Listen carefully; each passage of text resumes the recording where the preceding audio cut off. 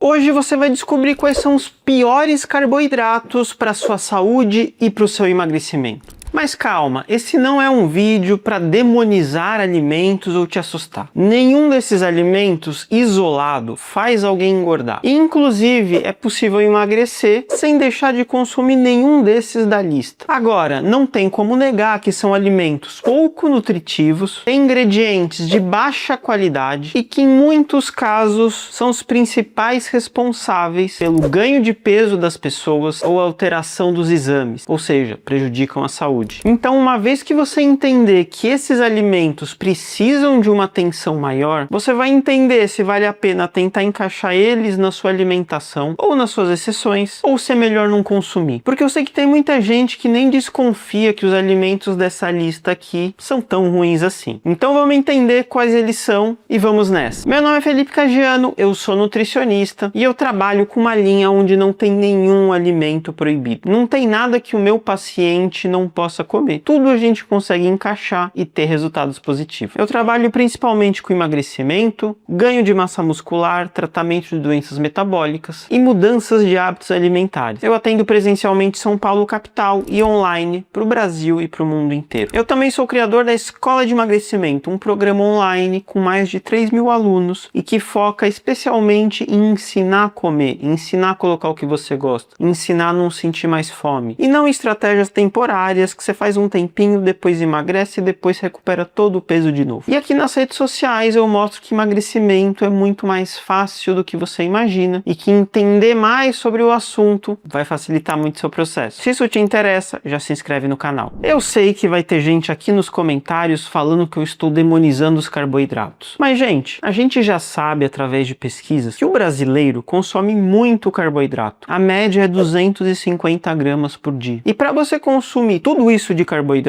é porque está consumindo alimentos que têm muito carboidrato e pouco nutriente. Então, uma escolha de alimentos ruins te faz consumir mais. Então, não se trata de demonizar, se trata de entender que determinados alimentos precisam de mais atenção do que outros. E eu percebo com meus pacientes e pessoal da rede social, tem vários alimentos dessa lista que, por mais que pareça óbvio para você que não são tão legais, para outros podem não parecer. Então, eu acho que esse vídeo vai ser muito importante. Depois eu quero que você diga lá nos comentários se você já sabia que todos esses alimentos aqui eram tão ruins assim, ou não, se algum pegou você de surpresa. E como eu vou passar uma lista para vocês aqui, com 10 alimentos, eu preciso explicar os critérios. Primeiro critério, o alimento ele precisa ter mais carboidrato do que proteína ou gordura, senão não é fonte de carboidrato. Quando eu falo carboidrato, eu estou falando de alimentos que contêm mais carboidrato que as outras coisas. Segundo critério, quantidade de nutrientes. Então, os alimentos dessa lista têm poucos nutrientes. O que é nutriente? É vitamina, é mineral, compostos bioativos e outras coisas que compõem um alimento que podem fazer bem para a saúde. Terceiro critério, a facilidade de você exagerar nesse alimento. Porque se você come uma coisa, mas fica cheio, isso não tem como ser tão prejudicial assim. Agora, se você come um negócio que você consegue comer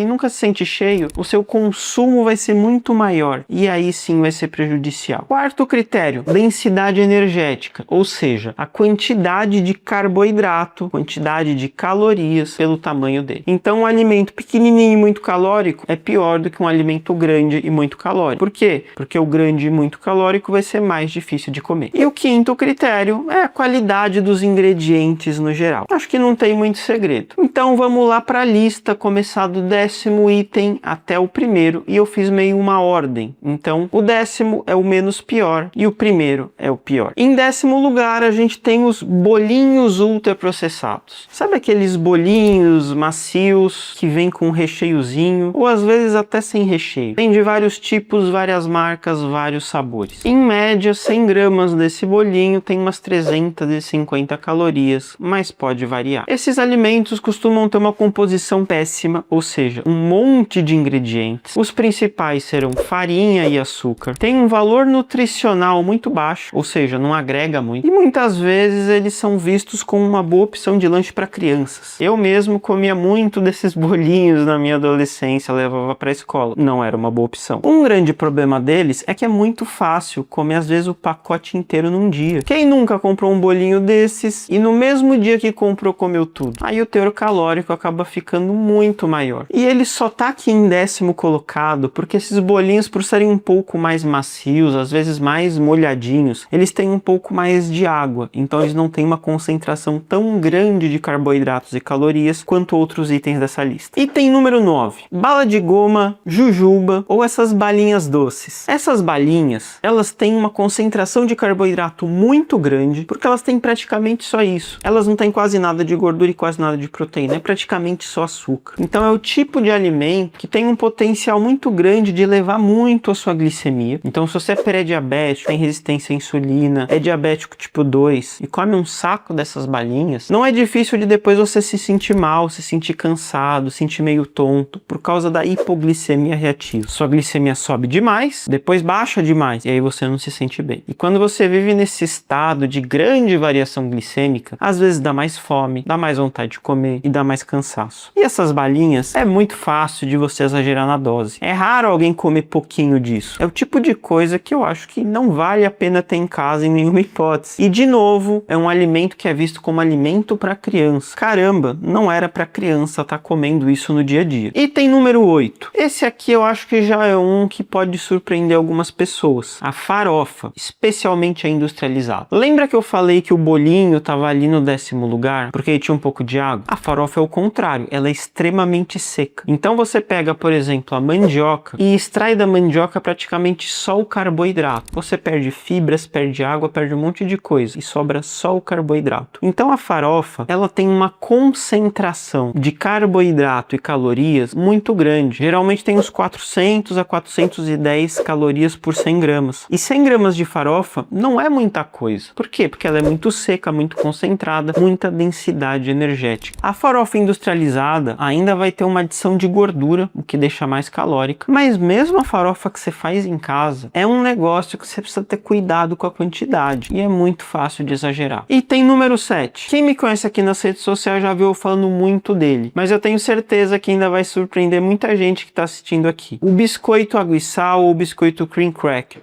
Eu não sei por que as pessoas acham que esse é um biscoito leve e eu não sei por que as pessoas chamam de biscoito água e sal. Se você ler a lista de ingredientes, não tem água no biscoito água e sal. Ele é um alimento ultraprocessado, cheio de ingredientes, com bastante carboidrato, muito seco e por isso uma quantidade alta de calorias, mais ou menos 440 calorias para 100 gramas. Então não é uma boa opção para quem quer emagrecer, não é uma opção leve, não é nutritivo. E aqui nesse grupo ainda vou colocar o biscoito de polvilho. Também é muito rico em carboidrato e as pessoas acham a mesma coisa, que é levinho, etc. Não é. É bem pesado. Item número 6, miojo. O miojo é um macarrão feito de farinha, o que já torna ele com certa densidade energética, só que ele é frito e aí aumenta ainda mais essa quantidade de energia. Então, entre comer um macarrão e um miojo, tem diferença? Tem. Um miojo é bem mais calórico. Então, se está na dúvida, vai comer o macarrão. Eu sei que muita gente usa o miojo como opção de emergência e usar eventualmente,